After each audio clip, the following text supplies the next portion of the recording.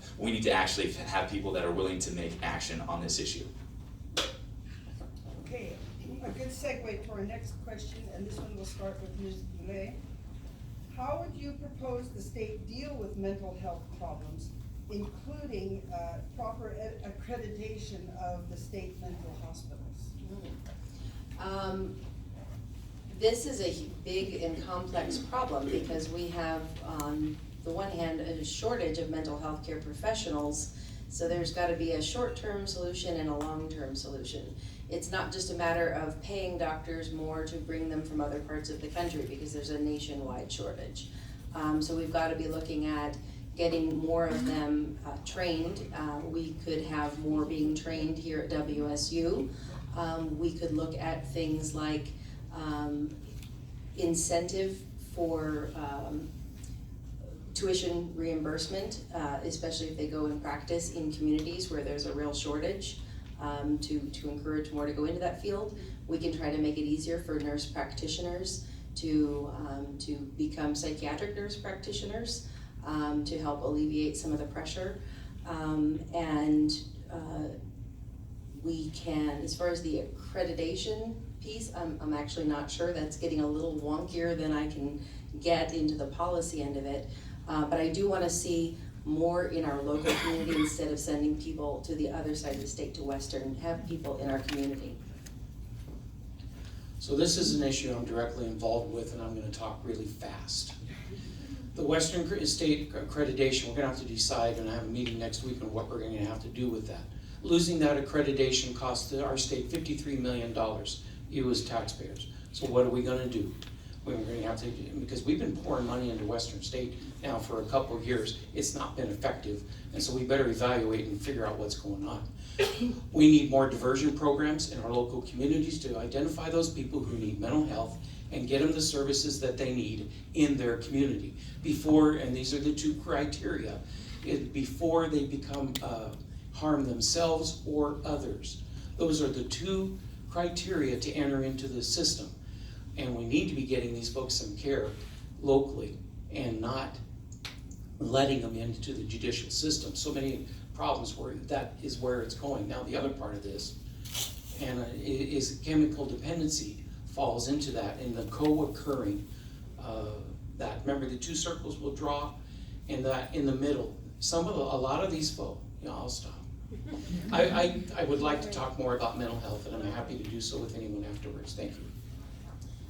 So frankly, we just need to have a giant reform to our healthcare system, and that's why I'm advocating for healthcare for all for Washington State. Right now, we're in a situation where health insurance companies are exploiting American people. I know of several people who have tried to get mental health care and they're denied coverages and denied the treatment just because their health insurance companies don't want to bear the cost. That is a backward system where we're not serving patients and we're serving the CEOs of pharmaceutical corporations and health insurance corporations. And right now, it's impossible to get services when pharmaceuticals are skyrocketing and health insurance companies are just denying care. So we need a comprehensive reform to our healthcare system in Washington State. I want to make sure we have capital investments in mental health facilities in Eastern Washington, and also additional doctors and nurses to adequately staff these programs. Because right now we're facing a giant shortage of these services in Eastern Washington, and we're going to need those capital investments. And this is where making sure that we have someone who's going to strongly advocate for our communities in the legislature is actually important.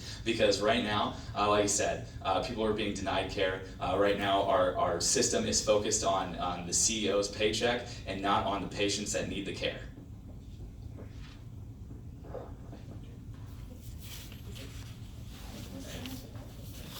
I think Jenn went first last time.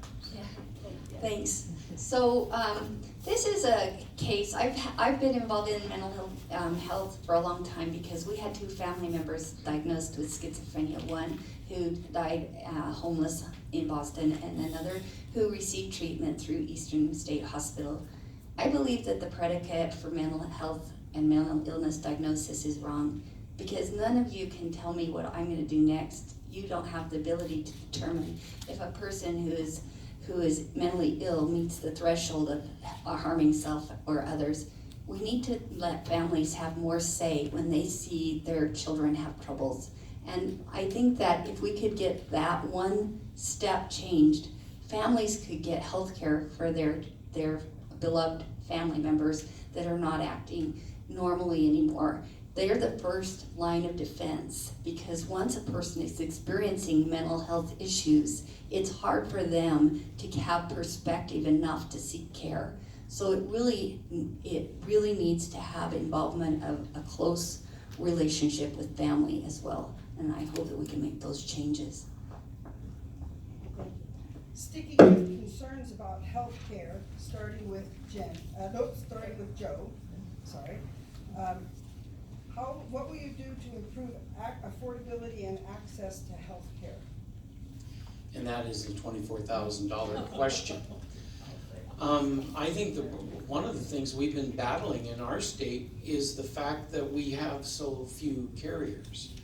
We have 14 counties in our state that have one carrier. One, that's it. That's the only choice that they have. We need to make sure that we have got network adequacy. Now that's a fancy word to make sure that there's ability for you to get care in your local communities across the state, and that has been dwindling, and that's a problem. So we've got to have more carriers offering products in every county, because we don't have that now. The second thing, and I think that's pretty critical, is our critical access hospitals. We have 6 of those in our counties. They've got to stay. In our district, we have 6. They've got to stay. We've got to figure out a way so that they stay financially stable and keep them in our communities. Because you start pulling those, if you pin them all on a map and you start pulling those pins out, where are people going to get care? When I was a kid, my mother was diagnosed shortly after my brother was born of terminal brain cancer. And after being incredibly stubborn, my mother actually survived for another 5 or 6 years, where she got to watch her two little boys grow up. When she passed away, however, she left more than just grief with our family. Unfortunately, our family was faced with mountains of medical debt. My dad had to declare bankruptcy when I was a kid, as a single father raising 2 kids.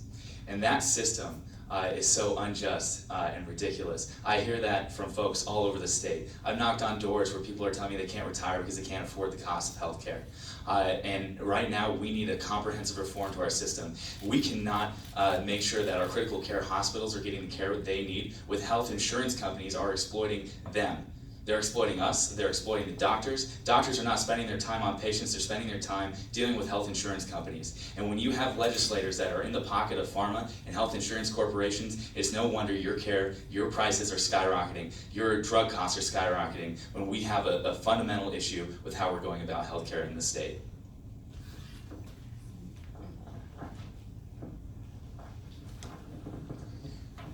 So we're kind of in a middle of a hybrid where we have a lot of socialized medicine and we have a lot of private providers, and we're in that transitional phase in our society, and I think we are at a decision point as to how we would like to have our healthcare needs met. The private insurance industry has been so overburdened by the policies that we've imposed on them that it makes it more difficult for them to provide for people in communities. And it's, to my mind, we need to rethink and let people have more options. Options from their employers, options from doctor providers that would like to insure their client base themselves, self-insure, to reduce the regulatory burden and the paperwork. There's so many different policy opportunities that we just don't let ourselves see because we're tunnel vision down the road towards socializing the whole system. But I'm afraid that we're going to find less access to quality care and more cost. So I would agree that we are caught in between 2 systems right now, and we're in a very imperfect spot, and we do need to make a decision. I have, obviously I mentioned earlier, filing bankrupt because I had no health insurance and had to have a major surgery. I have been through extended periods of having no insurance before the Affordable Care Act because I got laid off from my job. I have an 18-year-old now who is learning about the wonderful world of medical debt and sitting down with her and teaching her how to call the hospital and make payment arrangements on a bill. Personally, I would like to see our federal government move towards a single payer, and in the absence of that, I would like to explore how we can do that as a state in a fiscally responsible way, recognizing the fact that right now Washington State is having issues with revenue because we have an upside down tax structure. And so I want to be fiscally responsible about it, not put our state in greater danger, but I do want to move towards something that doesn't leave people like me, like my daughter, like you and your children struggling with medical debt that can ruin our lives. Okay, the next question, we'll start with Mr. Sutherland, and it's a logical transition here. We have a group of questions about taxation.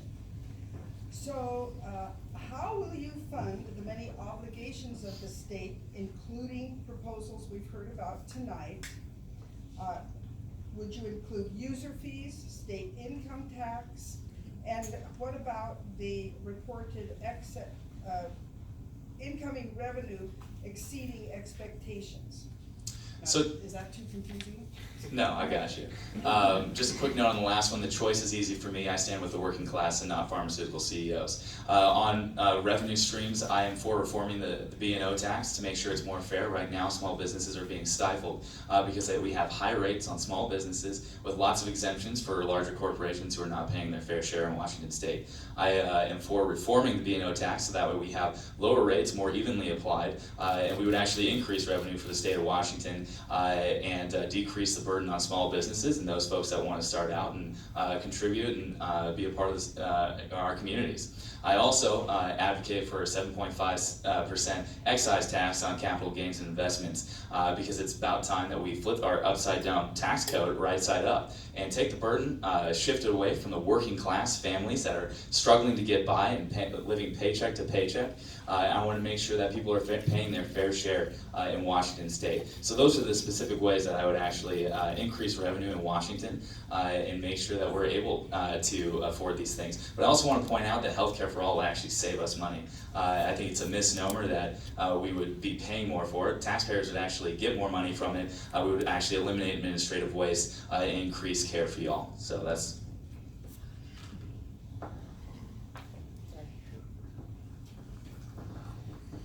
So we had an amazing amount of revenue to work with this year, and I think that it's easy for legislators to get complacent about being disciplined and making priorities in your budget. And so our tax rates and our taxes, even Seattle people agreed that they were about at the top maximum limit of what they could endure. Taxes tend to drive up the cost of everything, and so we need to be very prudent with how we utilize those resources and very focused. Taking on new agencies, like we did this last year, we increased spending by 13%. And we are now obligated for the rest of our lives to make sure that the people that are working in those new agencies are, their jobs are funded, their retirement and their benefits. We make those commitments when you build a bigger government to the people that work in it. And so we have to be very thoughtful about the things we choose to do and to allow people more opportunities to do things in the private sector and get that back in balance. So that's how I look at it. All right. So I also am strongly in favor of reforming the B&O tax. I want to alleviate the burden on small businesses on that and make it more fair. I also am in favor of a capital gains tax on those in the top income brackets. I want to close tax loopholes, and I especially want to make sure that businesses that are receiving subsidies and tax breaks are actually earning those by having metrics in place, even retroactively on businesses that have received them in the past, because there are metrics for ones that I think since 2012 where they have to show that they're accountable for those, but not ones in the past. So, but I want to just say that I am pro-business, I'm pro-capitalism, I'm anti-crony capitalism. So I want to make sure that we are holding businesses accountable, making sure that they are doing good overall in our state and not just being the takers. I am not a fan of taker businesses. And that's it. I have a hard time asking the taxpayers for more tax money when we're seeing a 9% above and beyond where we were in our projections already. As far as the B&O tax, I don't like it. I've paid it. I had a bill last year that would have doubled the exemption, because we haven't even, there's a bottom limit where you have to start paying B&O tax. I had a bill to double that. Well, I couldn't even get a hearing on it. But that's the kind of thing that would benefit every single business across our whole district and across the state. I think that it's up to us, and it's important to us and to you that we balance and prioritize our spending. And that's what we need to do. We have more money than we were expecting in the next year's budget. We just have to live within our means. Okay, thank you. We're going to change topics again, and I'm going to try and collapse several questions again here. We'll be starting with you, Ms. Guy. Do you believe in human-influenced climate change as a threat to our region? What is your vision to handle this threat, including the idea of a carbon tax initiative? Right, so this is a tax on our energy, and it hits the most needy in our society, and I just don't think it's right. When I'm doorbelling in the late fall, and I come to a door of an elderly lady who is obviously widowed and dressed in 2 coats and a pair of gloves and a hat inside her home, those are the people on the margins that couldn't possibly afford more expensive energy, and those are the very people that it hurts the most. It hurts young families, it hurts single parents, it hurts energy-dependent businesses, like the businesses in Eastern Washington. We're very highly productive people, but we need energy. And the better that we can control the cost of our energy, the more successful we can be. And you know, it takes wealth to protect the environment. And if we aren't capable of building wealth by constraining our access to energy, then we will ultimately hurt the environment more than we could possibly help it with a carbon tax.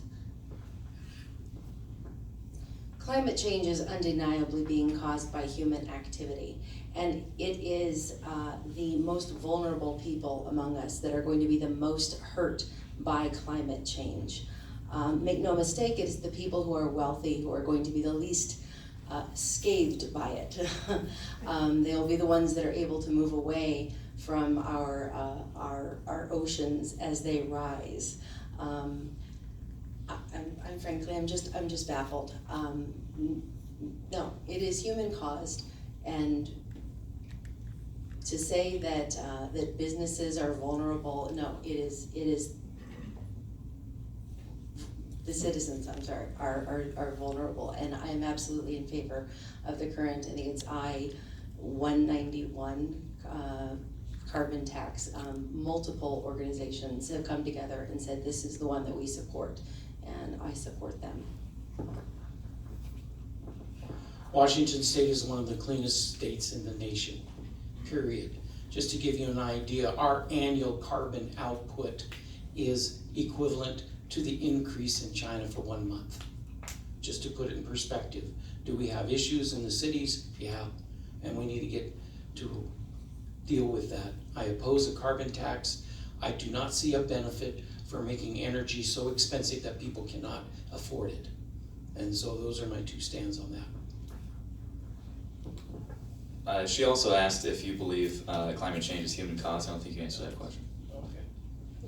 Okay. No, I do not. I think that, just to be clear, I think that there's natural changes in the climate, but to answer that, no.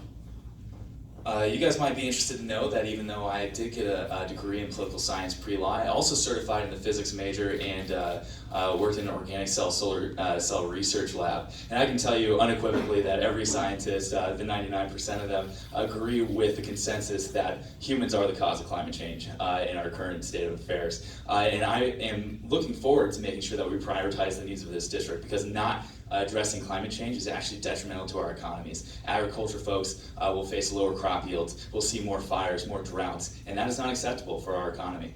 And so I want to make sure that we're standing with the folks in Eastern Washington, making sure that firefighters are safer, because right now we're seeing more fires, and those environmental impacts have real world implications right here in our district.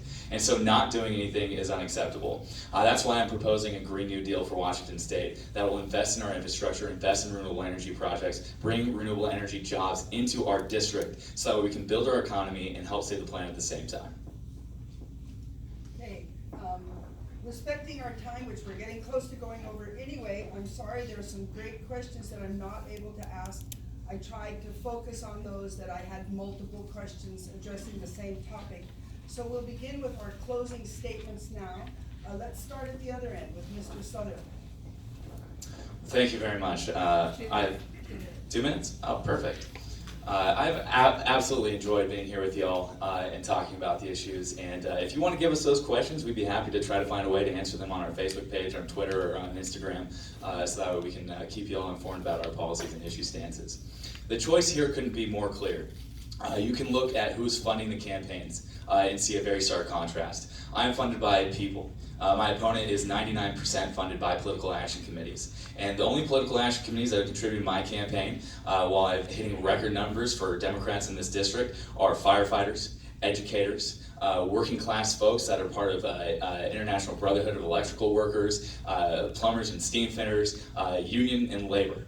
On the other hand, we see someone who is funded primarily by pharma, Pfizer, trying to tackle the opiate crisis while you're funded by the people that perpetuate it is pretty difficult, and also funded by tobacco, Monsanto, and the healthcare insurance companies. I want to tackle the healthcare insurance companies and make sure that folks in Washington State are no longer exploited by these folks. I want to make sure that we're working to make sure healthcare is affordable for people in my district. No one should ever have to make the choice my father made between the healthcare of a loved one and the financial security of their family. That is not the American dream. And I'm here to offer someone who has background in military leadership to bring our district in a positive direction. I'm not here to stagnate growth and optimism. I'm here to bring optimism and a vision for the future to this district, making sure that we have economic opportunity, that kids actually get a quality education, that we're not burdened by debt when we go to school. I want teachers to be able to actually afford to live and not have to work multiple jobs just to get by. And I want to make sure that every single person in here can go to the doctor and not worry about going bankrupt. Again, I want to appreciate all of you coming out tonight. Thank you. There was a lot of choices where you could have been, but you came here, so thank you very much. I would say go look at my PDC report and see who gives me money. And there's a lot of accusations by my opponent, so I would encourage you, go look, go see who gives me money. As far as a single payer program in health insurance, that is what my opponent wants to have. Both the Democratic chairs in the House and the Senate oppose that. If you have a single payer system, you will lose all control of your health care. Someone else will be deciding what you get, when you get it, and how much you get. So if that's what you want, then that's what you should vote for. I do think that there is a better way to do that. It's been a supreme honor to serve the 9th District over the years that I have been there.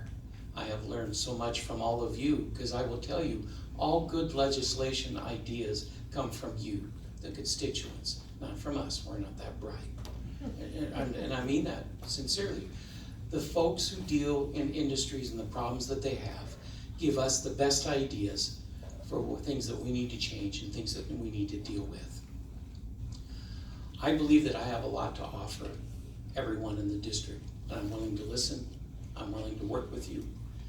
And I appreciate for the honor that I've had. And I would ask for your vote. Thank you so much. Thank you. So I want to live in an America where no one gets kicked to the curb. So I will fight for living wages. I will fight for higher education that doesn't saddle young people with debt. I will fight for healthcare that is actually accessible for all. I will fight for policies that promote socioeconomic justice because I believe that inequality is the greatest threat to democracy of our time. And I will fight for a better future for your kids as hard as I fight for mine. I understand the 9th Legislative District because I was born here, raised here, and I work and play here. I've been proud to raise my kids in Eastern Washington and call it home.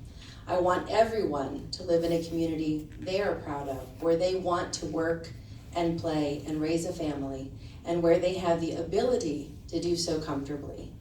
So I'm on a mission to make sure our children have more educational opportunities within their reach. I believe the key to a better society is preparing our kids for good-paying jobs by offering certificate and trade programs as well as traditional 4-year university prep. I'm on a mission to make sure our district gets its share of the funds needed to invest in our future. Highways, broadband internet, cell towers, water, and recreational trails and parks. And I'm on a mission to encourage economic development by funding programs that provide financing to help launch businesses in targeted communities. To any conservative-leaning folks in the room tonight, don't be afraid of me just because of the D after my name. I'm not anti-capitalism, as I said before, but I am firmly anti-crony capitalism. I'm not opposed to rich people, but I'm tired of rich people buying off politicians who write laws that favor them. I won't be bought, and I want to be elected to represent you, too. If you're ready for change, if you're ready for an objective and rational elected representative with integrity, please vote to send me, Jenn Goulet, to represent you in Olympia.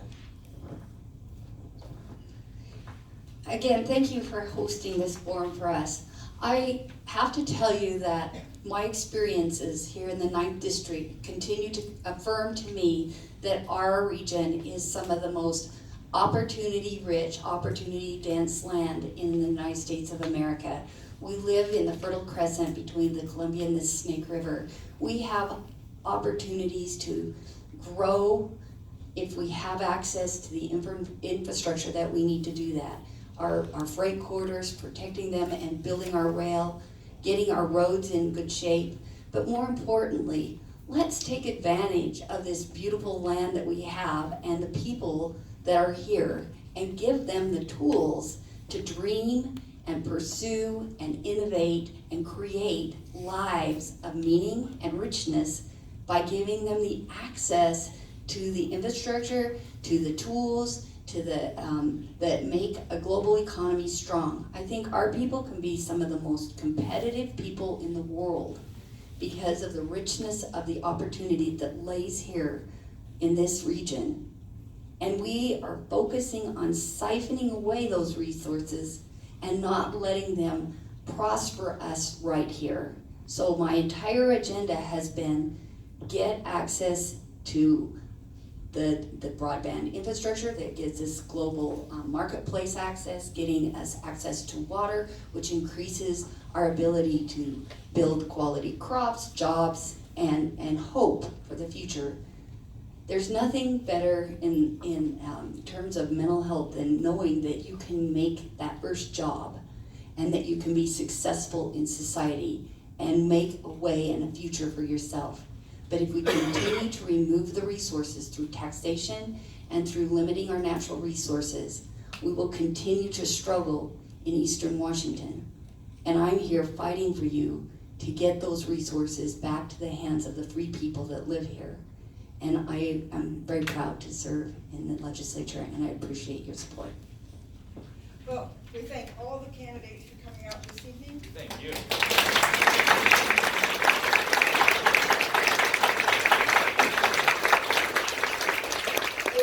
We're not going to take a real break, so don't go anywhere. But if you want to stand up and stretch your legs while we swap out